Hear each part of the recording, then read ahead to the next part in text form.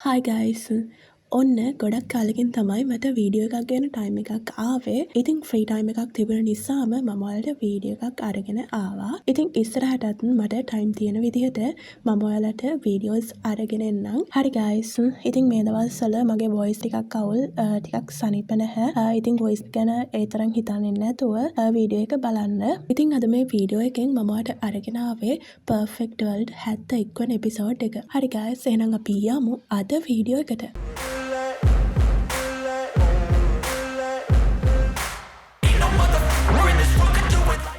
කලින් එපිසෝඩ් එකේදී අපි දැක්කා මවුන්ට් බුලව් මාස්ටර් එක්ක ඇලෙක්ස් අපර් වර්ල්ඩ් එකට යනවා. ඉතින් එහෙදී ඔවුන්ට කායි, සාෂා, ඇඩන් කියලා තුන්දෙනෙක්ව හම්බ වුණා. ඉතින් එහෙදී කායි කියන්නේ ඇලෙක්ස් ගොඩක්ම ටැලන්ටඩ් කියලා. ඔබ අමරණීය කන්දේ ගෝලයෙක් නෙමෙයි නම් ඔබ නින්ජින් නිකායේ කෙනෙක්ද කියලා අහනවා. ඉතින් ඇලෙක්ස් පිළිතුරු දෙන්නේ ඔහු ස්ටෝන් විලේජ් එකේ ඉඳන් ආවේ කියලා. එතරම්දී කායි අහනවා. එතකොට කායි කියනවා අපි නම් මෙහෙදී ස්ටෝන් විලේජ් එකක් ගැන අහලම නැහැ කියලා. එතකොට ඇලෙක්ස්ුත් කයිට කියනවා ස්ටෝන් විලේජ් එක කියන්නේ පොඩි ගමක් කියලා. ඒක සෙක් රාජධානියට අයිති නැහැ. ඒ වගේම ෆ්‍රී කල්ටිවේට් එකක් ලබා ගන්න එහෙදි පුළුවන් කියලා. එතකොට කයි ඇලෙක්ස්ගෙන් අහනවා එහෙම ෆ්‍රී කල්ටිවේෂන් එකක් ලබාගෙනත් කොහොමද ඔයා මේ තරම් බලවත් වුනේ කියලා. ඒ වගේම කයි ඇලෙක්ස්ට කියන්නේ ඔයා යන තැනට එහෙ එල්ඩර්ස්ලා ඔයාට එතනට එන්න දෙන්නේ නැති වෙයි. මොකද ඔයා සෙක් රාජධානියට අයිති නැති නිසා කියලා. ඒ වගේම සාෂා කියන්නේ අප වර්ල්ඩ් එකට යනකොට එහෙ එල්ඩර්ස්ලා එහාට යන අයගේ බෑග්ග්‍රවුන්ඩ් එක ගොඩක් චෙක් කරනවා කියලා.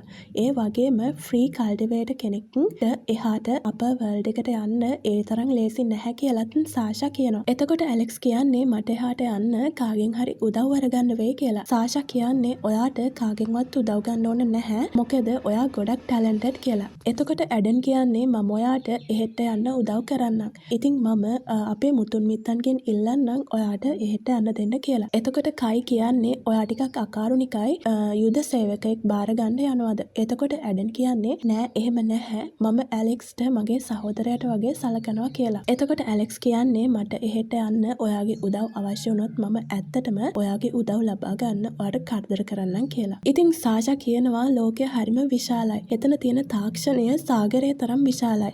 ඉහළ ශාස්ත්‍රවල දැවැන්ත හා අසීමිත කල්ටිවේට් කරුවන් කිසිදා ඔවුන්ගේ ජීවිතවල අවසන් වෙන්නේ නැහැ. බොහෝ අමරණීය නිකායන් එහෙත් එක්ක බලද්දී සාගරයෙන් පුංචි බිඳුවක් වගේ කියලා ඇය කියනවා. ඉතින් ඇය කියන්නේ ඔබට ඒ ගැන මුලින්ම හිතා බලන්න පුළුවන් කියලා. ඊළඟට ඇලෙක්ස් ඔහුගේ ගමන පිටත් වෙනවා ඔහුගේ මාස්ටර් එක්ක. ඇලෙක්ස් යන ගමන් කියන්නේ මම අහලා තියෙන විදිහට ඉදිරියෙන් තියෙන්නේ අමරණීය කන්දේ ප්‍රධාන කදුමුදුන පංචාංග කන්ද. මම අහලා තියෙනවා අසමසම චරිතයන් එතන යටපත් කරලා තියෙනවා කියලා. ඉතින් ඇලෙක්ස් අහනවා ඒක ඇත්තද කියලා. මාස්ටර් කියන්නේ මම කොහොමද එහෙම දෙයක් දන්නේ? මට ප්‍රමාණවත් අත්දැකීම් නැත්නම් ඔයා ඔයාගේ දෙමව්පියන්ව දකින්න කනස්සල්ලෙන් නේද ඉන්නේ. ඉතින් ඇලෙක්ස් අහන්නේ ඇයි ඔයා ඔච්චර අහන්නේ? මගේ දෙමව්පියන් දැනගෙන හිටියා මම ඒගොල්ලන්ව හොයාගෙන එනවා කියලා. ඉතින් මාස්ටර් දිවුරලම කියනවා මේ සම්බන්ධයෙන් මොනවත්ම ඔහු ඒ තරම් දන්නේ නැහැ කියලා. එතකොටම ඇලෙක්ස් තමන්ගේ හිතින් තමන්ගේ දෙමව්පියන්ට කියන්නේ මම කොහොම හරි ඔලව හොයාගන්නවා කියලා. මේ අතර මාස්ටර් තනකින් ෂිප් එක නවත්තනවා. ඉතින් මාස්ටර් සහ ඇලෙක්ස් එතනින් බහිනවා. ඒ වෙලාවේ කයි ඇලෙක්ස්ට ගොඩක් අයින් කෑ ගහලා අපේ වර්ල්ඩ් එකේ වටින පළතුරක් ඇලෙක්ස් පැත්තට විසි කරනවා. ඉතින් ඇලෙක්ස් ඒක අල්ලගෙන ඇයට ස්තුති කරනවා. ඉතින් ඒ වගේම මාස්ටර් ගොඩක් උනන්දුවෙන් තමයි ඔවුන්ගෙන් සමුගත්තේ. ඉතින් ඇලෙක්ස් අහනවා ඔයා මේ තරම් එක්සයිට් වෙලා ඉන්නේ ඇයි කියලා. මේ අතර ඇලෙක්ස් මාස්ටර් එක්ක ඉදිරියටම යනවා. එතකොට එහෙ එල්ඩර් කෙනෙක් ඔවුන්ට හම්බ වෙනවා. ඔහු එතන ආරක්ෂකයා වුණා. ඒත් ඔහු ඇලෙක්ස්ට සහ මාස්ටර්ට එතනින් යන්න ඉඩ දෙන්නේ නැහැ. මොකද ෆයර් කින්ඩම් එකේදී ඔහු ඔවුන්ට පහර දීපු නිසා. ඉතින් ඇලෙක්ස් ඒ වෙලාවේදී පෙන්නනවා ඔහු ළඟ තියෙන විශේෂ ආරාධනා පත්‍රය. මේ නිසා ඒ ආරාධනා පත්‍රය දකින ආරක්ෂකයා ගොඩක් පුදුම වෙනවා ඒ ගැන. ඒ සම්බන්ධයෙන් මොනවත්ම ඔහුට කරන්න වෙන්නේ නැහැ. ඒ ඉන්විටේෂන් එක දැක්කට පස්සේ ඉතින් ඔහුට සිද්ධ වෙනවා ඇලෙක්ස්ට දන ගහන්න. මේ නිසාම ඇලෙක්ස්ට මාස්ටර් එක්ක එහෙ ඇතුළට යන්න පුළුවන් වෙනවා. ඊළඟට ඔවුන් යන තැනදී ඔවුන්ට එක සංකේතයක් හම්බ වෙනවා ඇලෙක්ස්ගේ දෙමව්පියන් ගැන. ඉතින් ඇලෙක්ස් අහනවා එතන ඉන්න එල්ඩර් කෙනෙක්ගෙන් මොකක්ද ඒකේ තේරුම කියලා. මොකක්ද මේ සංකේතයේ තේරුම? මගේ දෙමව්පියන් ගැන මොනවා හරි දෙයක් දන්නවද කියලා ඔහු අහනවා.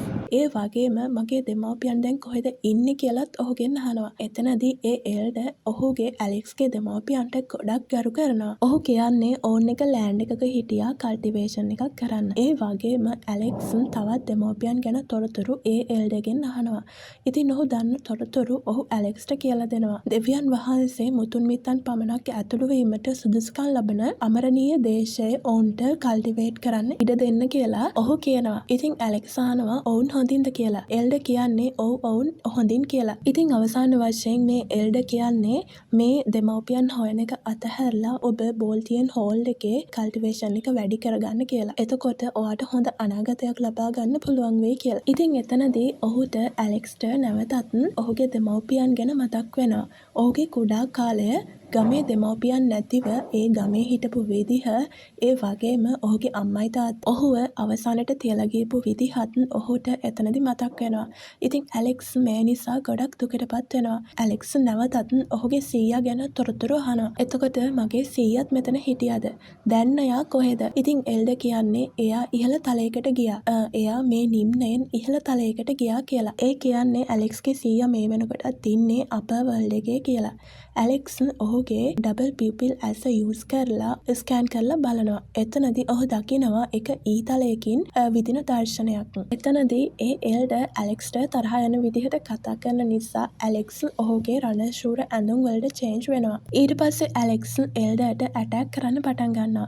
එතනදී එල්ඩර් එක මැජික් පර්මිෂන් එකක් ඇක්ටිවේට් කරනවා. ඒ වගේම ඇලෙක්ස් උත් එල්ඩර්ට ඇටැක් කරන්න පටන් ගන්නවා. ඇලෙක්ස් එල්ඩර්ට ඇටැක් කරනකොට ඇලෙක්ස් දකිනවා එතන කුරුළුපටාව 3 දෙනෙක් ගොඩක් පයින් වෙවුලනවා. මේ නිසා එල්ඩර්ගේ ඇටැක් එක ගණන් ගන්නේ නැතුව ඒ කුරුළුපටාව 3 දෙනාව බේරගෙන ඔවුන්ව එතනින් යවනවා. මේ නිසා එල්ඩර් ඔහුට සමච්චල් කරනවා මම හිතුවේ ලොකු කුණාටුවක් එයි කියලා. ඔයාගේ සීයා වගේම ඔයාත් දුර්වලයි කියලා පේනවා කියලා එල්ඩර් ඇලෙක්ස්ට කියනවා. මේ අතර එල්ඩර් ඇලෙක්ස්ට ඔහුගේ තවත් බලයක් යූස් කරලා ඇලෙක්ස්ට ඇටැක් කරන්න පටන් ගන්නවා. ඉතින් ඇලෙක්ස් උත් ඔහුගේ ස්පිරිචුවල් ස්වෝඩ් එක යූස් කරලා එල්ඩර්ට ප්‍රතිප්‍රහාර එල්ල කරනවා. එතනදී එල්ඩර්ට ගොඩක්ම තුවාල වෙනවා. ඉතින් ඇලෙක්ස්ගේ මේ ප්‍රහාරය නිසා එල්ඩර්ට ගොඩක් තුවාල සිද්ධ වෙනවා. කන් දෙදි මාව මරන්න ඔයා එඩිතරයි කියලා ඔහු කියනවා. මැරෙන්න තැනක් නැතුව ඔයා මැරෙන්න බය නැද්ද කියලා ඇලෙක්ස් ඔහුගෙන් අහනවා. එතකොට මම ඔයාගේ උත්තරීතර ජීව ලෝකය විනාශ කරනවා. මේ නිසා ඇලෙක්ස් උත් ඔහුගේ ස්පිරිචුවල් ඇරෝස් යූස් කරලා නැවත ප්‍රහාරයක් එල්ල කරනවා. ඒ වෙලාවේ එතනට තවත් කෙනෙක් එනවා. ඒත් එක්කම මේ එපිසෝඩ් එකත් අවසන් වෙනවා. හරි guys, එහෙනම් අපි ආයෙමත් අලුත් වීඩියෝ එකකින් හමු වෙමු. Okay guys, see you next time.